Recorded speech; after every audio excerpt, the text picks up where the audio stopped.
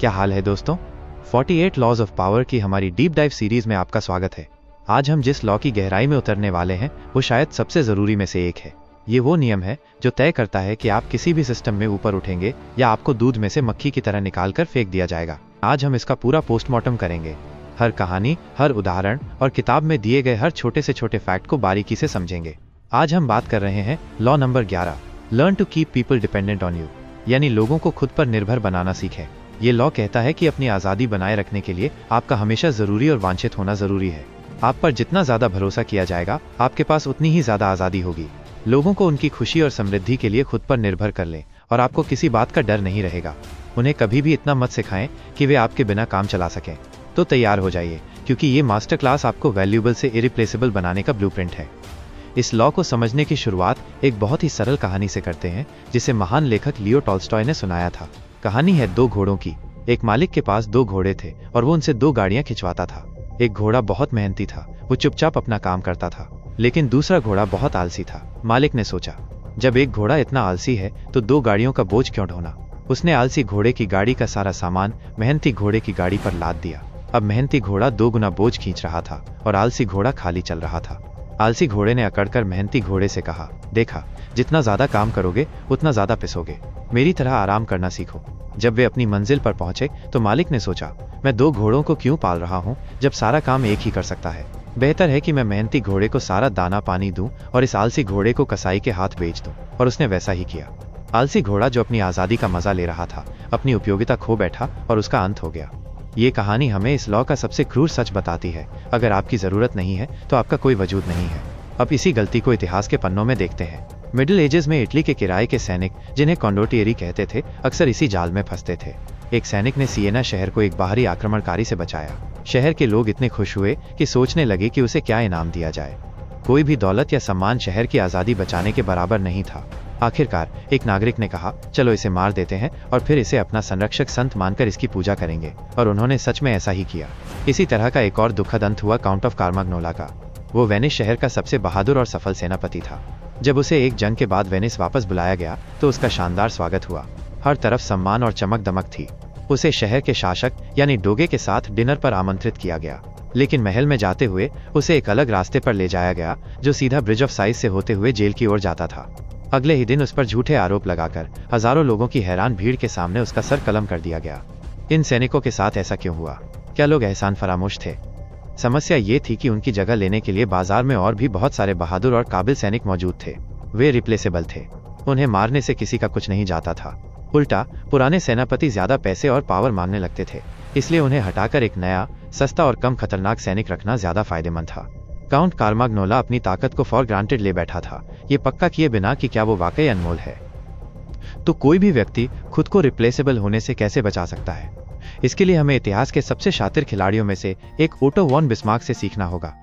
जब 1847 में 32 साल की उम्र में बिस्मार्क ने प्रशियन पार्लियामेंट में कदम रखा तो उसका न कोई दोस्त था न कोई साथी। उसने उस समय के राजनीतिक माहौल को देखा। एक तरफ लिबरल्स थे, दूसरी तरफ कंजर्वेटिव्स और बीच में एक कमजोर राजा, किंग फ्रेडरिक विलियम आईवी। राजा इतना डरपोक और दुविधा में रहने वाला था कि वो हमेशा लिबरल्स के सामने झुक जाता था। कोई भी समझदार राजनेता ऐसी कमजोर कड़ी पर दांव नहीं लगाता, लेकिन बिस्मार्क की सोच अलग थी। उसने महसूस किया कि शक्तिशाली लोगों के साथ जुड़ने का मतलब है उनकी परछाई बन जाना। वो आपको निगल जाएंगे। असली पावर तो वहां है जहां आपकी जरूरत हो। इसलिए उसने उस कमजोर रीढ़ विहीन राजा को चुना। बिस्मार्क दिन रात राजा के साथ खड़ा रहा। जब सब लोग राजा की आलोचना करते तो सिर्फ बिस्मार्क उसकी ढाल बनता। धीरे धीरे उसने राजा को अपनी ताकत, अपनी इंटेलिजेंस और अपनी रीढ़ की हड्डी के रूप में खुद पर निर्भर कर लिया। वो राजा की मर्दानगी की असुरक्षा पर काम करता, उसे मजबूत और निर्णायक कदम उठाने के लिए उकसाता। राजा अब बिस्मार्क के बिना कोई फैसला नहीं ले पाता था। 1861 में जब राजा की मृत्यु हुई और उसका भाई विलियम आई गद्दी पर बैठा तो हालात बदल गए। नया राजा बिस्मार्क से सख्त नफरत करता था और उसे हटाने का इरादा रखता था, लेकिन उसे भी वही समस्या विरासत में मिली थी, चारों तरफ दुश्मन और एक कमजोर सिंहासन। एक समय तो उसने गद्दी छोड़ने तक का मन बना लिया था। यहीं बिस्मार्क ने फिर से खुद को अनिवार्य बना दिया।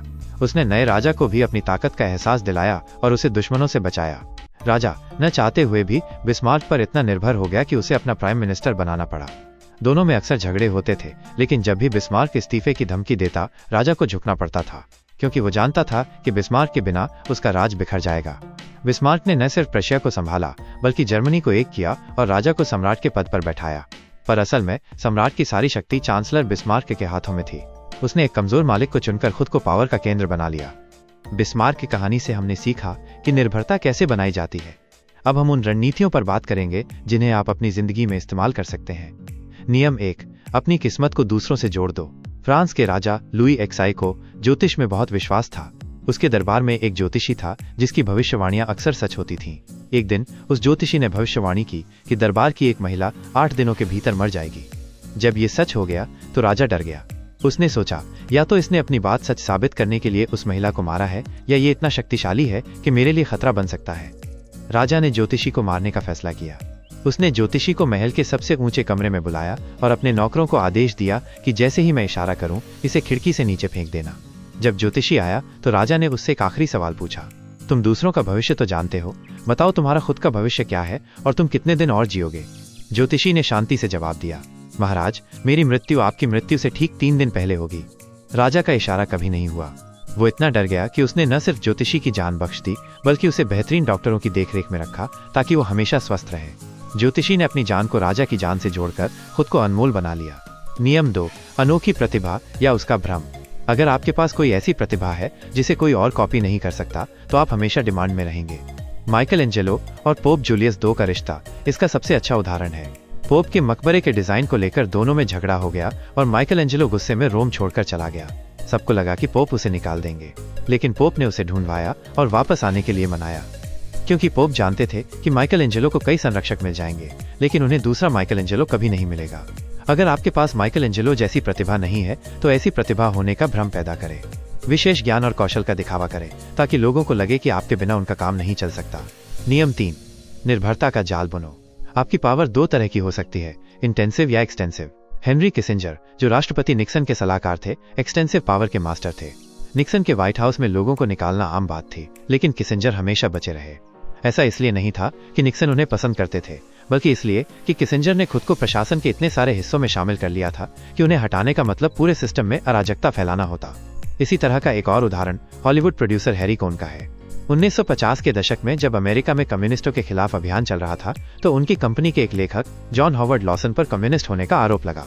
कंपनी के अधिकारियों ने कहा, इसे तुरंत निकालो वरना हमारी कंपनी बदनाम हो जाएगी। कोन, जो खुद एक कट्टर रिपब्लिकन और मुसोलिनी का प्रशंसक था, ने लेखक को निकालने से इनकार कर दिया। इसलिए नहीं कि वो एक अच्छा लेखक था, बल्कि इसलिए कि वो लेखक उनके सुपरस्टार हम्फ्री बोगार्ट का पसंदीदा लेखक था। कोन जानता था, अगर लॉसन गया तो बोगार्ट नाराज होगा और अगर बोगार्ट गया तो कंपनी के मुनाफे का क्या होगा। ये निर्भरता की एक चेन थी। नियम 4, राज को हथियार बनाओ। दूसरों पर निर्भरता बनाने का एक और तरीका है उनके राज जानना। सीक्रेट पुलिस के मंत्री हमेशा से शक्तिशाली रहे हैं क्योंकि उनके पास ऐसी जानकारी होती है जो राजाओं और राष्ट्रपतियों को बना या बिगाड़ सकती है, जैसा कि अमेरिका में एडगर हूवर ने किया।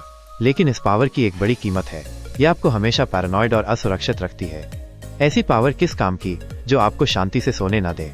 नियम 5, अपनी शर्तों पर निर्भरता। रूडयार्ड किपलिंग की कहानी the cat that walked by himself हमें निर्भरता का एक और पहलू सिखाती है। कहानी में बिल्ली इंसान के साथ एक सौदा करती है। वो गुफा में आग के पास बैठने और दिन में 3 बार गर्म दूध पीने के बदले में चूहों को मारने और बच्चों के साथ खेलने के लिए राजी हो जाती है। लेकिन वो अपनी आजादी पूरी तरह से कभी नहीं छोड़ती। जब उसका मन करता है वो गीले जंगली जंगलों में गीली जंगली छतों पर अपनी जंगली पूंछ हिलाते हुए अपनी जंगली मर्जी से चली जाती है। बिल्ली ने निर्भरता के फायदे उठाए लेकिन अपनी स्वतंत्रता को गिरवी नहीं रखा। यह नियंत्रित निर्भरता का एक शानदार उदाहरण है। इस लॉ का प्रतीक एक बेल यानी वाइन है जिसमें कई कांटे हों। ये बेल धीरे धीरे झाड़ियों, पेड़ों और खंभों के चारों ओर लिपट जाती है। इसकी जड़ें इतनी गहरी और चौड़ी हो जाती हैं कि इसे हटाने में इतनी मेहनत और खून खराबा होगा कि इसे बढ़ने देना ही आसान लगता है। आपको भी ऐसी ही बेल बनना है। प्रसिद्ध लेखक बाल्टासार ग्रेशियन ने कहा था, लोगों को खुद पर निर्भर बनाओ। जो अपनी प्यास बुझा लेता है वो तुरंत कुएं की तरफ पीठ कर लेता है क्योंकि उसे अब उसकी जरूरत नहीं होती। जब निर्भरता खत्म हो जाती है तो सभ्यता और सम्मान भी खत्म हो जाता है। लेकिन एक आखिरी चेतावनी, ये मत सोचिए कि आपकी जरूरत होने पर आपका मालिक आपसे प्यार करने लगेगा। वास्तव में वो आपसे डर सकता है और मन ही मन आपसे चिढ़ भी सकता है। लेकिन जैसा मैकियावेली ने कहा था, प्यार किए जाने से बेहतर है कि आपसे डरा जाए। डर को आप नियंत्रित कर सकते हैं, प्यार को कभी नहीं। और क्या इस लॉ का कोई रिवर्सल है? क्या पूर्ण स्वतंत्रता यानी कंप्लीट इंडिपेंडेंस लक्ष्य होना चाहिए? शायद नहीं। जेपी मॉर्गन या जॉन डी रॉकफेलर जैसे लोगों ने पूर्ण नियंत्रण की कोशिश की, लेकिन एकाधिकार अक्सर अंदरूनी दबाव से खुद को नष्ट कर देता है और अपने खिलाफ शक्तिशाली दुश्मनों को एकजुट कर देता है। पूर्ण स्वतंत्रता अक्सर विनाशकारी होती है। एक दूसरे पर निर्भरता ही दुनिया का नियम है। बेहतर है कि आप एक ऐसी स्थिति में रहें जहां आपका मालिक आप पर उतना ही निर्भर हो जितना आप उस पर हैं। इस तरह आप शीर्ष पर होने के असहनीय दबाव के बिना शक्ति का आनंद ले सकते हैं। तो दोस्तों, ये था लॉ नंबर 11 का पूरा ज्ञान, learn to keep people dependent on you. याद रखिए, दुनिया में दो तरह के लोग होते हैं, एक वो जो नाइस टू हैव होते हैं और दूसरे वो जो मस्ट हैव होते हैं। आपको मस्ट हैव बनना है। अपनी स्किल्स, अपनी नॉलेज और अपनी पोजीशन को ऐसा बनाओ कि आपके बिना सिस्टम चल ही ना पाए। उस बेल यानी वाइन की तरह बनो जिसे हटाना नामुमकिन हो, क्योंकि उसे हटाने का दर्द उसे रहने देने के दर्द से कहीं ज्यादा होता है। अब आपकी बारी। आपने अपनी लाइफ में, ऑफिस में या बिजनेस में कभी इस लॉ को काम करते हुए देखा है, या शायद आपने खुद कभी किसी को खुद पर डिपेंडेंट बनाया हो। अपनी कहानी नीचे कमेंट्स में जरूर शेयर करना। मुझे आपके अनुभव पढ़ना बहुत अच्छा लगता है। अगर इस वीडियो से आपको वैल्यू मिली तो उस लाइक बटन को जरूर दबाना, इससे हमारी बहुत हेल्प होती है। और अगर आप पावर के ऐसे ही सीक्रेट सीखते रहना चाहते हैं तो चैनल को सब्सक्राइब करके उस बेल आइकॉन को दबाना मत भूलना, ताकि आप कोई भी वीडियो मिस न करो। तब तक के लिए सीखते रहो और पावरफुल बनते रहो। मैं आपसे अगले वीडियो में मिलूंगा।